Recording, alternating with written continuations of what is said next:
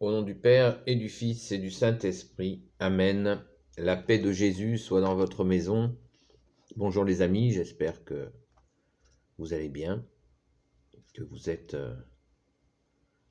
dans la paix et la joie de Jésus. Ce matin, je crois que je vous l'ai déjà dit et je vous le répète, je ne suis pas exégète. Je ne fais pas d'exégèse. Waouh, j'arrive à le dire. Je ne suis pas enseignant, je ne suis pas conseiller spirituel, je ne suis pas encore moins directeur spirituel. Ou Seigneur Jésus. Donc, ce matin, je vais vous faire vous apporter quelques petites précisions qui, à mon humble avis, quand nous aimons Jésus et nous le cherchons, eh bien, nous pouvons trouver importantes ces précisions.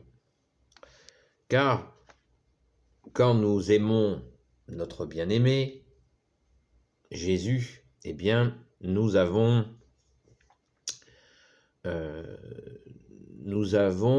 besoin de repères pour comprendre comment s'est lancée la bonne nouvelle. Et voilà, si le sujet vous intéresse, car souvent, quand on parle de la Bible, eh bien, ou des évangiles, on s'imagine dans notre simplement, comme ça, par réflexe non réfléchi, que la Bible, les évangiles étaient là tout de suite, quoi. Quand Jésus est ressuscité, quand il est mort sur la croix, merci Jésus de t'être offert pour nous, est ressuscité, donc il avait 33 ans. Donc, comment Jésus avait déjà commencé pendant sa vie publique, pendant les 3 années de vie publique, à expliquer toutes ces paroles de Dieu, Jésus qui est Dieu, merci Jésus d'être Dieu qui t'est fait homme. Il a expliqué pendant 3 années, vraiment, les évangiles que nous avons. C'est sa parole qui est vivante. Nous les avons de façon certaine. Et bien sûr qu'après, il y a des petits malins qui essayent de détourner de leur sens la parole de Jésus, qui est parole de Dieu. Mais leur démarche est vaine, puisque la parole de Dieu est vivante, donc ils ne peuvent en aucun cas l'abîmer.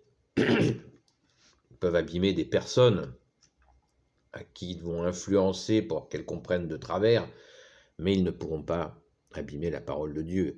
Elle est puissante, elle est indestructible. Amen, alléluia.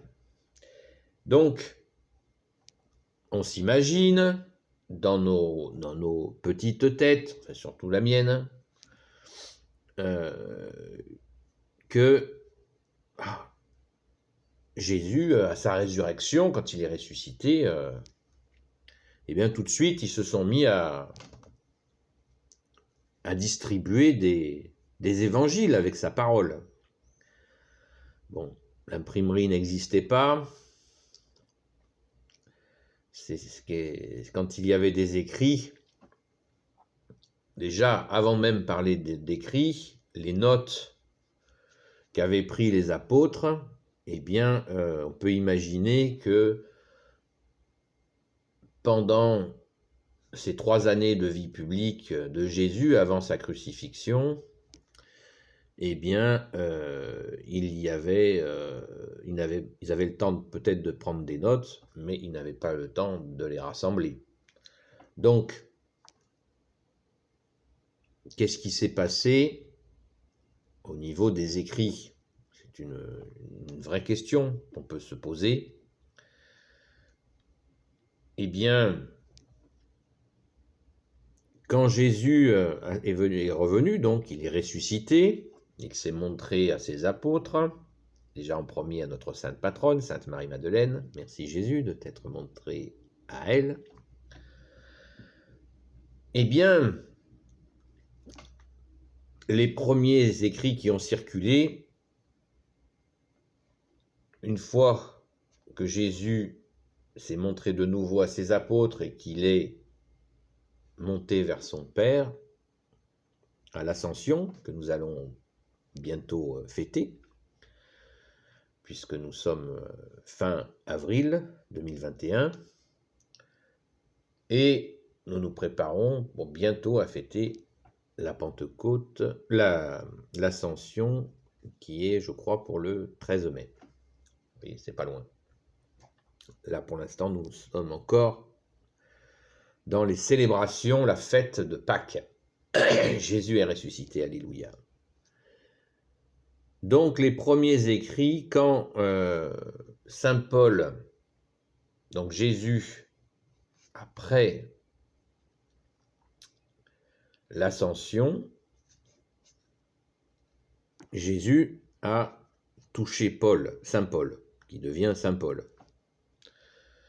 Saint Paul persécutait les chrétiens. Et Jésus s'est manifesté à lui, et Saint Paul s'est converti. Saint Paul qui était un juif très actif contre les chrétiens.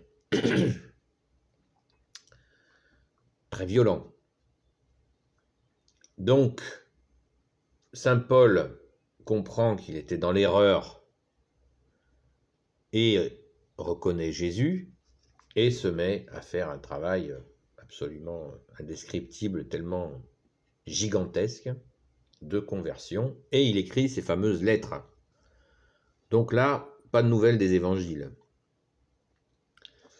Pas de nouvelles des évangiles écrits, je veux dire, parce que la parole de Jésus, quoiqu'elle n'était pas encore sur des livres, était transmise de façon orale. Et Saint Paul a été régulièrement en contact avec les apôtres, travaillé ensemble. Quand il a été touché, appelé par Jésus, touché, converti, les apôtres étaient pas loin. Quand Saint Paul, Saint Pierre était pas loin, notamment. Donc il y a toute une entraide entre apôtres, une organisation très efficace, poussée par l'Esprit Saint, puisque il ne faut pas oublier qu'après l'Ascension, il y a la Pentecôte, quand les apôtres reçoivent l'Esprit Saint, et là, ils ont la puissance de l'Esprit Saint, du Père et du Fils, Jésus.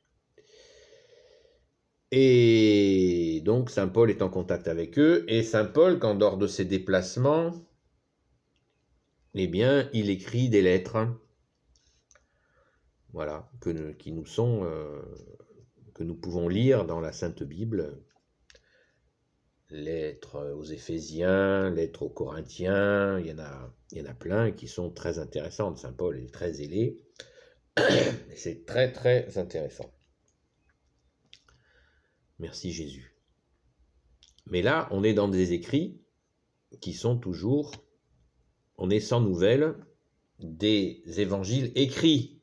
Voilà, parce qu'il ne faut pas oublier que les apôtres, quand ils agissaient, ils n'ont pas attendu d'avoir la Bible écrite pour agir. Ils avaient en mémoire quantité certainement de paroles de notre bien-aimé Jésus, seul maître, vrai Dieu et vrai homme. Donc, pas de traces des évangiles écrits. Alors bien sûr, des véritables exégètes, des chercheurs, des archéologues ont cherché, et ont trouvé la datation des évangiles écrits, réalisés. Ça me paraissait important de vous le dire parce que moi, ça me trottinait dans la tête. Je me demandais, mais quand est-ce qu'ils sont arrivés sous forme, quand est-ce qu'il y a eu des évangiles sous forme écrite? Alors, d'après ce que j'ai compris, le premier évangile disponible fut l'évangile de saint Marc. Entre l'année 60 et le début de l'année 70. Il ne faut pas oublier dans le repère historique de tout ce qui se passe, de bouillonnement qui se passe à l'époque, c'est que l'année 70 est l'année dramatique que Jésus avait annoncée pour le peuple juif, qui se révolte contre les Romains, et les Romains font un carnage, et bouleversement total, Jésus les avait prévenus, les Romains détruisent le temple de Dieu. Celui-ci, en pierre, est détruit par les Romains. Jésus avait dit qu'il ne resterait pas pierre sur pierre. Ils ne l'ont pas écouté, ils l'ont crucifié. Enfin, c'est pas les Juifs qui ont crucifié Jésus, c'est un groupe de Juifs particuliers qui voulaient la mort de Jésus, qui ont fait crucifier Jésus, un groupe de Juifs particuliers, qui n'ont pas entendu l'appel de Jésus. Jésus les a mis en garde que ça allait être très difficile pour eux s'ils ne l'écoutaient pas. Jésus leur a dit que s'ils détruisaient son temple, le temple, en parlant de lui-même, il le rebâtirait en 3 jours, c'est la mort et la résurrection. Mais Jésus les a quand même bien prévenus que rien ne resterait. Et c'est ce qui s'est passé en l'an 70, révolte juive. Les Romains, ils rigolaient pas quand il y avait des révoltes, ça a été un massacre épouvantable et ils ont détruit le temple. Donc, dans cette période-là, l'évangile, courant années 60, début années 70, l'évangile, le premier évangile, c'est selon saint Marc qui est écrit. Ensuite, les 2 évangiles suivants seraient celui de saint Matthieu et de saint Luc, entre années 80-90. C'est important. Moi, ça me paraît important, ces dates-là, de les connaître. Si ce n'est pas le cas pour vous, je suis désolé, mais moi, je trouve que c'est important à savoir. Évangile de saint Jean, alors lui, c'est le plus tardif, et c'est le plus costaud, d'un point de vue spirituel, qui est aussi utilisé par nos ennemis, mais bon, ils ne peuvent pas l'utiliser négativement, car l'évangile de saint Jean est comme tous les évangiles, parole de Dieu, il ne peut pas être utilisé pour faire le mal, puisque Jésus transforme le mal en bien. Merci Jésus. Donc, évangile de saint Jean, entre 90 et 100. Dans les années 90-100, l'évangile de saint Jean est disponible. Voilà les datations connues, couramment connues, des évangiles. Sans oublier, je vous le rappelle, les lettres de saint Paul antérieures aux évangiles. Donc très important à lire saint Paul, toujours des lettres dans un contexte de l'émergence de la chrétienté, de la véritable chrétienté, par notre Seigneur Jésus, avec la pierre sur laquelle il a fondé son Église, Saint Pierre, qui doit devenir l'Église catholique, sainte catholique et apostolique, une sainte catholique et apostolique. Il n'y a pas d'autre Église de Jésus, hein. Vous le savez maintenant. C'est très sérieux, hein. Les autres églises ne sont pas des églises de Jésus, hein. Ce sont peut-être des amicaux de je sais, voilà, mais ce n'est pas l'église. L'église catholique est la seule église voulue par Jésus. Amen. Merci Jésus. Il faut respecter ce qu'a voulu Jésus. C'est lui, on ne peut pas dire Jésus est notre seul maître et puis dire ouais, moi je vais faire ma propre église. Tranquille. Non, ça ne se passe pas comme ça. Jésus n'est pas un tyran. Lui, il n'est pas un tyran. Mais quand il fait grâce pour quelque chose, eh bien, et qu'il bâtit quelque chose, eh bien, on lui donne un coup de main, hein. On reste pas, on va pas faire autre chose. Voilà.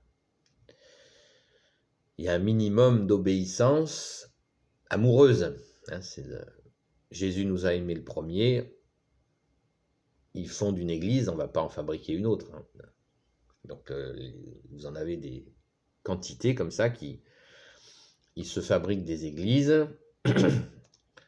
Et puis, il faut dire la vérité, hein, ils se font des sous. Voilà. Au lieu d'aller bosser, le mec, il fait une église, quoi. C'est triste, mais c'est une des réalités, hein. Bref, c'est pas le sujet, mais bon. Je vous le dis, si vous avez, pour vous aussi, d'être prudent, quoi, de ne pas vous faire embarquer dans des fausses églises qui vous mèneraient absolument nulle part, parce que vous seriez déconnecté de notre Seigneur Jésus, tout simplement. Jésus, il le dit d'ailleurs, hein, je ferai une vidéo là-dessus, justement. Il le dit dans les évangiles, hein, il le dit. Il le dit, vous direz de moi, mais moi je vous dirai que je ne vous connais pas. Wow. Ben oui, mais c'est comme ça, hein. Voilà. Donc, voilà les amis, une vidéo pas vite fait, parce que je vois déjà qu'il y a plus d'un quart d'heure. Mais dans votre méditation, essayez toujours de bien penser que c'est très bien la lecture des évangiles, et de la Bible en général, des évangiles en particulier, c'est formidable. Et toujours de penser que même quand les évangiles sont sortis à ces époques, après c'était des copistes, c'était des gens qui copiaient à la main. Vous imaginez le travail pour les diffuser. Hein, il n'y avait pas de photocopieuse, hein, vous le savez, donc pas d'imprimerie. Voilà, il y avait des copistes, donc vous imaginez que la parole se transmettait surtout oralement. Voilà. Et ça, il faut le penser parce que c'est magnifique. C'est magnifique. Nous, dans une époque où nous, on peut tous avoir une Bible chez soi, on y a accès par Internet. D'ailleurs, j'en profite pour vous rappeler le site AELF. Là. Hein, il ne me donne pas d'argent pour vous le dire, hein. Ils sont comme ça. AELF, c'est un site super bien fait. J'ai fait une vidéo pour le présenter. C'est un site magnifique de simplicité et d'accès. Super. Bravo à vous. Je leur ai écrit pour les féliciter. Ils m'ont jamais répondu. C'est pas grave. Ils font un travail remarquable. Voilà. AELF. Et là, vous avez la messe du jour. C'est génial, l'accès à la bibliothèque qui est la Bible. Superbe. Donc, pensons à ce développement, et si vous voulons nous imprégner de ce développement, de ce bouillonnement, de l'émergence de la chrétienté, eh bien, nous pouvons lire les Actes des Apôtres aussi, comme je vous l'ai dit dans la vidéo d'hier ou d'avant-hier, pareil, années 60, l'écriture des Actes des Apôtres. J'avais dit années 50, je me suis renseigné, c'est plus 60, courant 60. Voilà, désolé pour la petite erreur. Et en lisant les Actes des Apôtres, waouh, on voit comment les apôtres ont fait des miracles et ont fait avancer avec des milliers de baptêmes. C'est magnifique. On lit ça comme voilà, comme le déroule, comme un journal de ce qui s'est passé. C'est magnifique. Les Actes des Apôtres, c'est magnifique, les amis. Voilà. Donc, lisez-les, imprégnez-vous de ce moment-là parce que waouh, c'est puissant. Merci Jésus. Tout ça, c'est par ta grâce. Merci à ton Père très bon, merci à l'Esprit Saint, alléluia. Pour remercier notre Sainte Mère d'avoir dit oui pour recevoir le seul Sauveur, le seul Rédempteur, le seul Messie pour l'éternité, alléluia. Voilà les amis, je déborde un peu au niveau temps habituel, vous m'en excuserez, ou pas. Voilà, gardez toujours, j'insiste, gardez un peu d'humour, de légèreté, pensez à rire plusieurs fois par jour dans ces moments dramatiques que nous traversons. Il faut penser à se détendre, car sinon on va péter la cafetière, quoi. Mais notre bon berger est là, notre rocher Jésus est là, et il va nous sortir de ces ténèbres qui font les marioles, s'imaginent qu'ils vont avoir le dernier mot, alors que nous savons, nous, catholiques, savons que c'est Jésus, notre Seigneur Jésus bien-aimé, son Père et l'Esprit Saint qui ont et auront toujours le dernier mot. Alléluia, merci Jésus. Béni soit le Père, le Fils et le Saint-Esprit. Amen. Ô Jésus, toi qui peux tout et qui portes tout, toi le Sauveur, toi l'Emmanuel, je te confie toutes celles et ceux qui regarderont cette vidéo, ainsi que leurs proches selon ta sainte volonté. Sainte Marie, Reine des cieux, toi l'Immaculée Conception, toi qui écrases le serpent, toi qui as la lune sous tes pas. Saint Joseph, toi le juste et le saint, toi le sage, toi la terreur des démons, toi le saint gardien de la Sainte Église catholique. Sainte Marie-Madeleine, notre chère sainte patronne, et vous tous les saints et saintes amis de Jésus. Saint Michel Archange qui est comme Dieu, Saint Gabriel Archange, Saint Raphaël Archange, tes anges guérisseurs, et vous tous les anges qui servez Jésus, je vous confie toutes celles et ceux qui regarderont cette vidéo, ainsi que leurs proches, selon la sainte volonté de Jésus. Amen. Bonne journée les amis, la paix de Jésus soit dans votre maison. À bientôt.